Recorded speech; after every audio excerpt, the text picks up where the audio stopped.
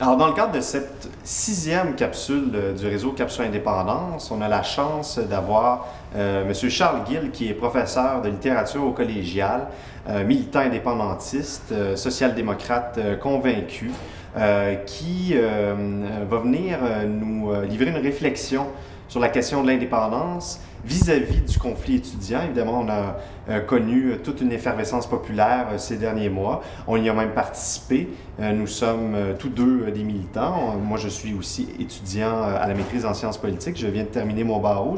Je pense qu'on est tous deux très sensibles à la cause. Beaucoup de sympathie à l'égard aussi des associations étudiantes. Il y a la classe qui a produit son manifeste.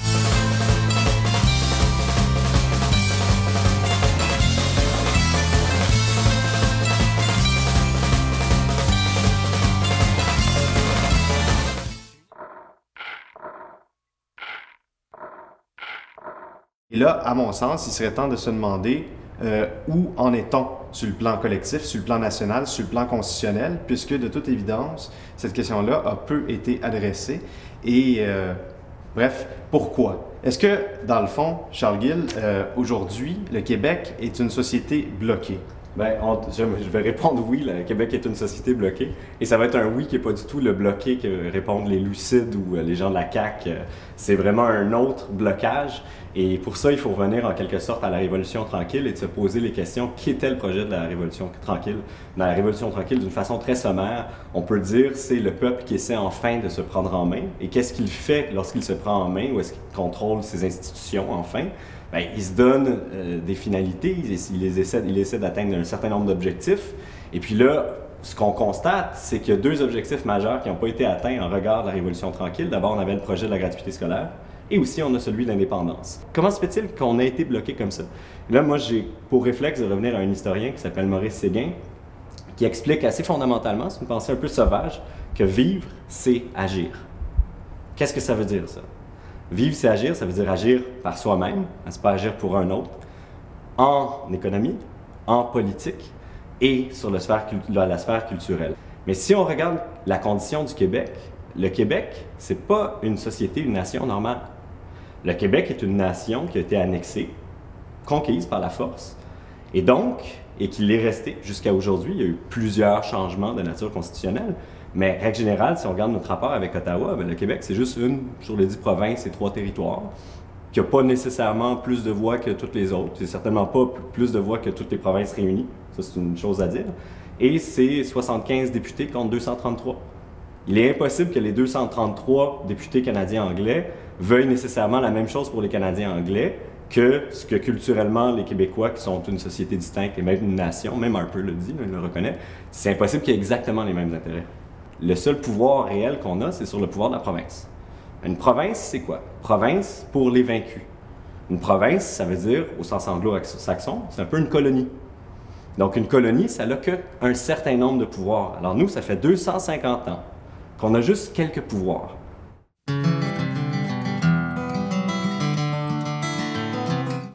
Alors quand on pose la question des frais de scolarité, par exemple, souvent, on va dire, ah, ben, des militants plus convaincus qui ont réfléchi vont dire, ben, les frais de scolarité, on a juste à revoir la loi des mines, ou on peut regarder les impôts des entreprises, s'il fallait, là, si on disait qu'on admettait qu'il y avait sous-financement et qu'il fallait pallier à cette difficulté-là.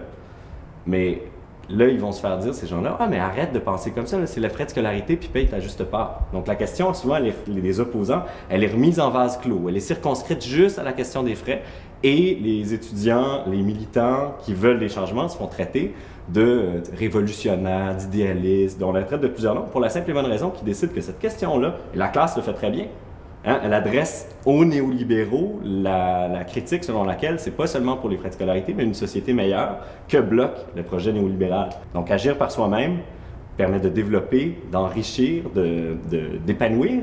Mais si on est constamment privé de 50% des pouvoirs en économie, en politique et en culture, notre réservoir culturel est très mince. Alors que, comme le disait Maurice Séguin, vraiment, agir par soi-même, c'est le substrat de la vie en collectivité. Évidemment, quand notre agir est subordonné à l'agir d'un autre, c'est-à-dire d'un autre peuple, à ce moment-là, cette vie en collectivité-là, elle est aliénée d'une certaine façon. Elle est réduite. Opprimée. Oui, on pourrait dire. Maurice s'est bien dit, l'oppression, c'est ne plus être capable d'agir. Et on est réduit à ce moment-là à un statut d'appendice.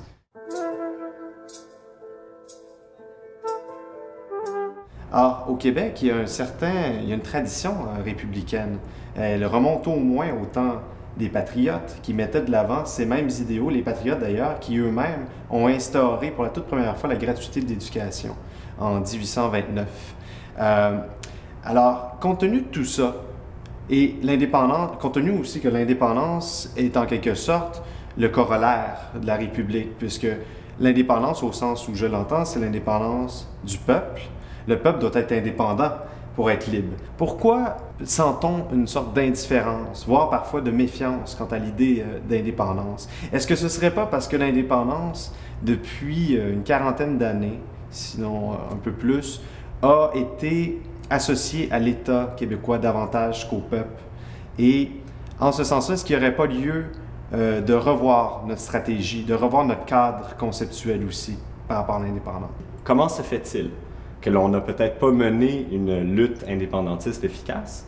On peut déjà se dire, se pourrait-il que nous étions contaminés culturellement? Donc, on ne pensait pas par nous-mêmes d'une façon autonome qui était, c'est un peu tautologique, mais on n'avait pas suffisamment d'expérience, d'autonomie, d'enrichissement dans ces réflexes-là pour développer des initiatives et montrer la pertinence d'agir par soi-même comme quelque chose qui est une valeur en soi. La preuve, c'est quand on fait la pédagogie de l'indépendance, on le regarde toujours. Regardez, ici à Ottawa, on pourrait aller chercher ceci, cela. Et là, des opposants vont dire, regardez, ils sont têteux, ils veulent aller chercher quelque chose comme ça. Donc, c'est toujours, on pourrait. Et finalement, la personne qui est avec nous, disons les Canadiens anglais, s'ils nous gouvernaient bien, c'est qu'il n'y en aurait pas de problème. Alors que, au fond, cette question-là est un peu comme ça, c'est qu'il y a comme des intérêts divergents, mais si enfin il nous dirigeait là, dans le sens de nos intérêts, ça irait donc bien. Si c'était donc pas Harper, ça irait donc bien. C'est un peu ce type de pensée-là qui est entretenu, ce qui fait qu'on oublie complètement que l'indépendance a une valeur en soi. Cette valeur en soi est la valeur que défend par exemple la classe avec ses principes d'autogestion, et l'appel à la démocratie directe, la souveraineté des assemblées. C'est quelque chose de bien. Pourquoi? Parce que ça permet politiquement de toujours réfléchir, hein, puis de déclencher l'action qui est juste. On en a vu vraiment un bel exercice. Donc en soi, c'est une valeur. Et pourquoi c'est si important? Parce que cet agir par soi se répercute dans l'économie et finalement dans le culturel. On développe des réflexes quand on agit par soi, de toujours agir par soi et de toujours s'opposer quand quelqu'un voudra nous opprimer, c'est-à-dire nous empêcher d'agir par nous-mêmes, parce qu'on comprend la valeur que ça a. Si agir par soi enrichit, être remplacé appauvrit, être remplacé rend médiocre, hein, parce qu'on n'est pas en train de développer des habitudes épanouissantes, alors on stagne. Et donc, cette stagnation, je crois qu'elle a contaminé, parce que l'indépendance n'est justement pas advenue, le monde de l'éducation. Et pour les structures, bien justement, là, c'est dans notre tête qu'on a des problèmes. Collectivement, on n'a pas l'habitude de penser en termes libres, c'est-à-dire avec toutes les possibles qui s'ouvriraient à nous si on était un pays indépendant. Et donc, je le vois dans le réflexe, dans le mouvement étudiant et ceux qui les accompagnent, donc la lutte populaire, on n'a pas tendance à voir « Ah oui, mais Ottawa ».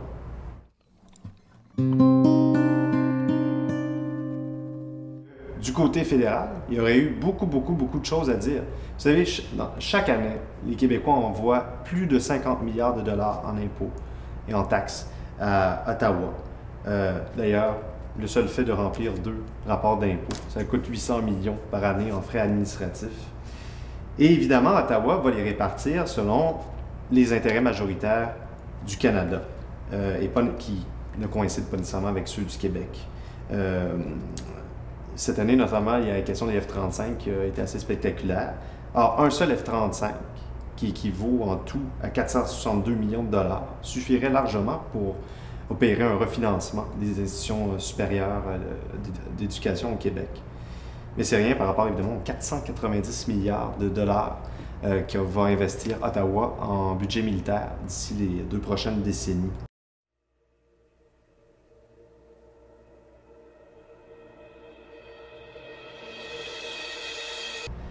Et plus près de la question de l'éducation, depuis la réforme Axworthy, depuis les années 90, c'est 800 millions de dollars par année que le Québec perd en termes de transfert fédéral pour l'éducation postsecondaire. 800 millions de dollars par année, je crois que ça financerait la gratuité scolaire. En fait, si les universités francophones étaient équitablement financées en proportion de la population francophone du Québec, elles recevraient au bon mot 500 millions de dollars de plus par année.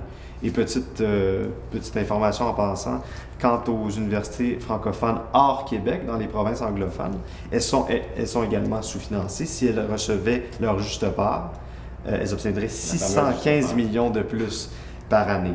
C'est un exemple très clair, la question du 500 millions de plus des universités francophones, parce que si on revient à la question, peut-être pour boucler la boucle de la Révolution tranquille, l'objectif de la prise en main de nos institutions, donc de l'État et de l'éducation par le peuple, c'était justement de sortir les Québécois de leur marasme, de sortir les francophones de leur marasme. Alors si cette idée, elle va jusqu'au bout, elle implique forcément d'enfin penser en termes nationaux et de prendre les moyens pour le faire correctement. Et si on est empêché par ça à cause du cadre canadien, et donc toute la question des chartes de Trudeau, qui sont des bonnes chartes dont s'est doté le Canada anglais, mais ce n'est pas une décision souveraine, nous n'avons pas agi par nous-mêmes, on s'est fait imposer ça. Mais ça va absolument au contraire de nos intérêts nationaux. Et donc, là où je vois que le fait de dire « Ah oui, mais on est une province, il faut qu'on se soumette, on n'a pas le choix, il faut... Hein. » Ben, c'est justement ce signe-là, ce symptôme-là, que 250 ans de conquête à ne pas penser par nous-mêmes ces questions-là appauvrissent l'esprit.